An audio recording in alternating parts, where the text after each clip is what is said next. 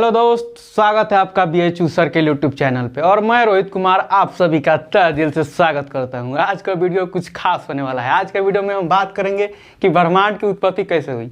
इसके पहले वीडियो में देखिए, हो गया 10-15 दिन पहले की बात है, हमने भूगोल के बारे में बताया था कि जियोग्राफी क्या है, भूगोल क्या है। और उसके बाद आपको बताया था कि हम लोगों का पढ़ने का सिस्टमेटिक वे होगा, जिसमें पहले ब्रह्मांड के बारे में पढ़ेंगे, फिर उसकी उत्पत्ति के बारे में पढ़ेंगे।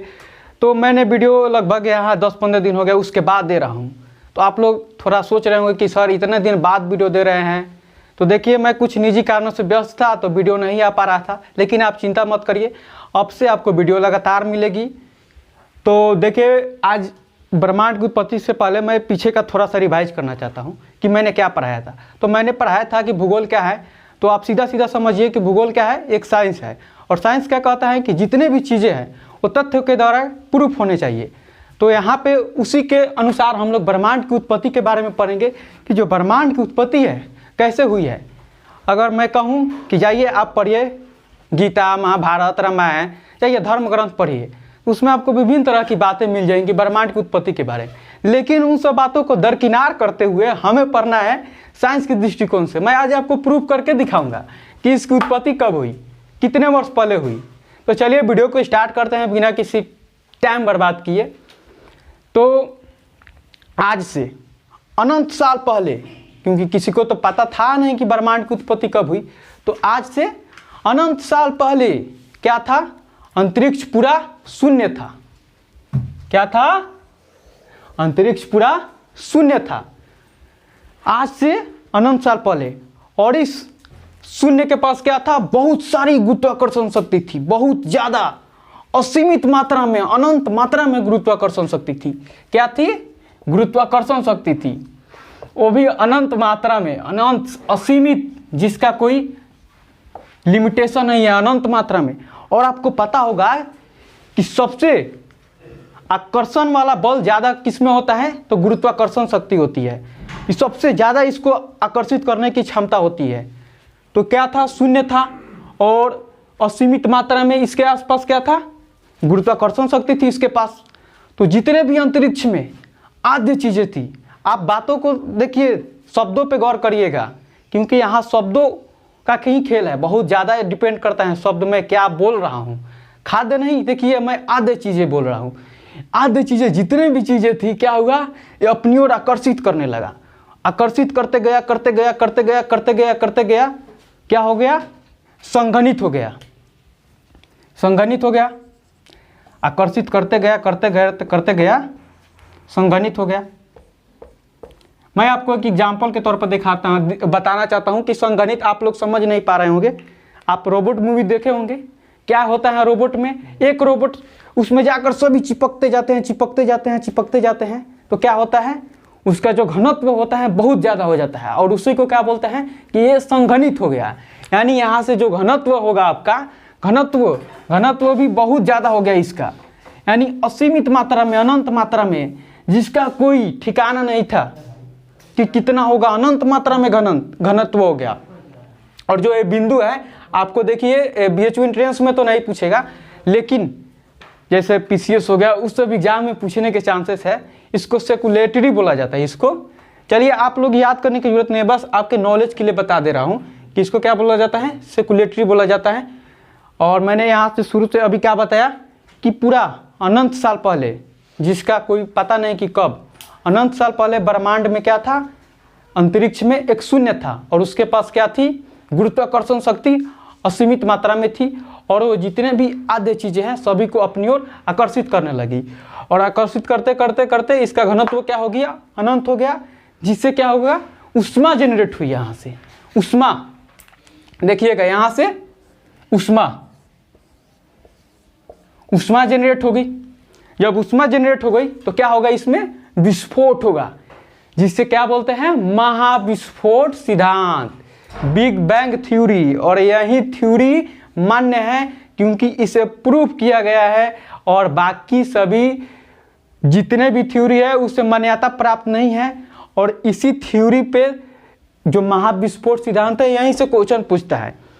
मैं आप लोगों को इसलिए बता रहा हूँ कॉन्सेप्ट, क्योंकि क्या है, भूगोल एक साइंस है, और जब आप पढ़ रहे हैं तो साइंस की दृष्टि से पढ़िए, नहीं तो ऐसे हम बता कर चल जाते हैं कि महाविस्फोट सिद्धांत किसने दिया, जॉर्ज लेमेंटेयर, यहीं से आपका डायरेक्ट क्वेश्चन पूछेगा। इतना पढ़ने की क्या जरूरत थी।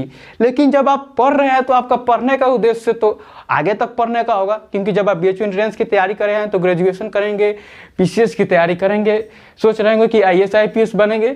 तो मैंने सोचा कि जब आपका बेसिस सही नहीं रहेगा तो पढ़ने का क्या फ़ायदा। अगर ऑब्जेक्टिव पढ़कर किसी एग्जाम में आप बैठ रहे हैं तो समझिए कि वहीं तक भूल जाएंगे। इसलिए मैं सोचा कि कॉन्सेप्ट के वाइज आपको पढ़ा दिया जाए ताकि आप भूले नहीं।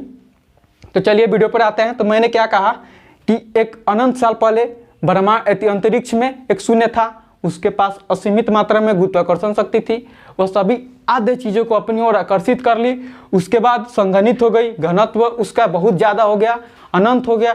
उसके बाद ऊष्मा जनरेट हुई, जिससे क्या हुआ, जिससे महाविस्फोट हुआ उसमें। और महाविस्फोट से क्या तीन चीज़ों का निर्माण हुआ। पहला देखिएगा, पहला क्या हुआ यहाँ से, समय, दूसरा हुआ वस्तु, तीसरा हुआ स्थान। समय का आविष्कार कैसे हुआ, क्योंकि जब महाविस्फोट हुआ इसमें तो एक जगह से दूसरे जगह जाने में कुछ टाइम लगेगा ना। उसके बाद वस्तु का कैसे आविष्कार हुआ, जो चीज़ गया उससे क्या बोल दिए हम, वस्तु बोल दिए। और जो चीज़ यहाँ से वहाँ गया, जाने में कुछ स्थान छेकेगा ना, कुछ स्थान तो पकड़ेगा ही वो, तो क्या बोलती है, हम स्थान बोल दिए। तो आज आपको पता लगा होगा कि समय कहाँ से आया, समय का कॉन्सेप्ट क्या है, फिर वस्तु का भी कॉन्सेप्ट पता चला होगा, उसके बाद स्थान का भी पता चला होगा। अब हम लोग बात करेंगे कि सर आपने बताया था कि इसको प्रूफ कीजिए कि ब्रह्मांड की उत्पत्ति कैसे हुई। तो आप चिंता मत करिए, आप वीडियो में अंत तक बने रहिए, मैं आपको प्रूफ करके दिखाऊंगा। मैं चाहता हूं कि थोड़ा इसको साफ कर दूं, उसके बाद थोड़ा आगे बढ़ूंगा। मैंने बताया था कि अंतरिक्ष में एक शून्य था, इसके पास अनंत मात्रा में गुरुत्वाकर्षण शक्ति थी। उसके बाद क्या हुआ, इसमें महाविस्फोट हुआ, महाविस्फोट। और महाविस्फोट कितने साल पहले हुआ, आज से 15 अरब वर्ष पहले, आज से 15 अरब वर्ष पहले, आज से 15 अरब वर्ष पहले। देखिए कहीं कहीं किताबों में आपको 13 वर्ष भी मिलेगा, आप डेट पे मत जाइए, बस आपको मैं यहाँ किस लिए लिख रहा हूँ इसको बता रहा हूँ। 15 अरब वर्ष पहले हुआ। लेकिन ये पता कैसे चला कि 15 अरब वर्ष पहले हुआ। देखिए मैं आपको एक एग्जाम्पल के तौर पर बताना चाहता हूँ। पहले बता देना चाहता हूँ कि एडविन हबल क्या थे, एक वैज्ञानिक थे। उन्होंने एक टेलीस्कोप का निर्माण किया और वो टेलीस्कोप से देखे कि जितने भी आकाश गंगाएं हैं उनके बीच की जो दूरी है वो बढ़ रही है, अभी भी बढ़ रही है। तो आकाशगंगा क्या होता है मैं थोड़ा यहाँ पे बता दूँ। हम कहाँ खड़े हैं अभी, जिस पृथ्वी पर खड़े हैं, हम अभी कहाँ खड़े हैं, आप भी कहीं ना कहीं बैठे होंगे, खड़े होंगे। मैं अभी जिस पृथ्वी पर हूँ, पृथ्वी क्या है, एक सोलर सिस्टम का भाग है, और जो सोलर सिस्टम क्या है, आकाशगंगा का भाग है। और इस ब्रह्मांड में अनंतों अति आकाशगंगा हैं। तो वहीं उसने एडविन हबल ने देखा, बहुत बड़े वैज्ञानिक थे, उन्होंने टेलीस्कोप का निर्माण किया। उसके बाद देखा टेलीस्कोप से कि ब्रह्मांड जो आकाशगंगा है उनके बीच की दूरी बढ़ रही है, और उसी के आधार पर 15 अरब वर्ष निर्धारित कर दिया गया। लेकिन आप भी अभी संतुष्ट नहीं होंगे, आपको लग रहा होगा कि ये कहाँ से, ये तो परिकल्पना है, किसी ने अजम्पशन कर लिया, ऐसे ही बता दिए। चलिए एक एग्जाम्पल के तौर पर आपको बताता हूँ। आप बैलून देखे होंगे ना, बैलून में हवा भरिए, हवा भरने से पहले आप उस पर ABCD लिख दीजिए। उसके बाद उसमें हवा भरिए, उसके बाद हवा भर कर देखिए उनके बीच की जो दूरी थी अब वो दूरी बदल चुकी होगी जो हवा से पहले थी। तो बस वही कॉन्सेप्ट यहाँ पे भी पता चलता है, क्योंकि अगर हमें पता चल गया कि 10 साल पहले इसकी दूरी ये थी और 5 साल बाद वहाँ चल गई है, तो हम कैलकुलेशन से नहीं पता कर लेंगे कि पहले कहीं ना कहीं हो सकता है कि वो यहीं पर थी, इसी के वजह से वो वहाँ चल गई। तो इनके बीच की हमें दूरी और समय का भी पता चल जाएगा। तो इसी सिद्धांत पे ये आधारित है कि 15 अरब वर्ष उसका क्या हुआ, पहले निर्माण हुआ। तो ये रहा आपका महाविस्फोट सिद्धांत, समझ गए होंगे आप। तो यहाँ से क्वेश्चन कौन सा पूछेगा मैं आपको बता देना चाहता हूँ। पहले पूछेगा कि जो महाविस्फोट सिद्धांत है किसके द्वारा दिया गया था, तो आपका आंसर होगा जॉर्ज एलेमेंथियर, और पूछेगा वर्ष chances are very low, chance कम है कि पूछ दे, लेकिन पूछ दे तो आप 15 वर्ष 13 वर्ष जो होगा मार दीजिएगा। तो देखिए जो महाविस्फोट सिद्धांत हुआ, एक पदार्थ यहाँ से चलकर दूसरे जगह गई तो जाने में कुछ समय लगा, इसी के आधार पर जन्म का समय का है यहीं से उत्पत्ति हुई। लेकिन जो एक पदार्थ है उसमें बहुत अनंत मात्रा में क्या था, उष्मा था तो जाते जाते तो वहाँ ठंडी हो जाएगी नहीं, क्योंकि वहाँ गई तो कुछ देर रुकेगी, उसके बाद ना ठंडी होगी। तो यहीं से आपका निहारिका का कॉन्सेप्ट निकलता है, तारा का कॉन्सेप्ट निकलता है, सूरज का जन्म कैसे होता है। तो देखिए ये सब जो वीडियो है आपको नेक्स्ट वीडियो में कभी पढ़ाया जाएगा, या आप चाहते हैं कि इसको सिस्टमेटिक वे से पढ़े, अच्छे से पढ़े, तो हमारा कैंपस बैच लॉन्च हो चुका है। कैंपस नाम से आप डिस्क्रिप्शन में जाइए, वहाँ आपको नंबर मिलेगा, उस पर संपर्क करिए। आप इनरोल होना चाहते हैं तो इनरोल होइए।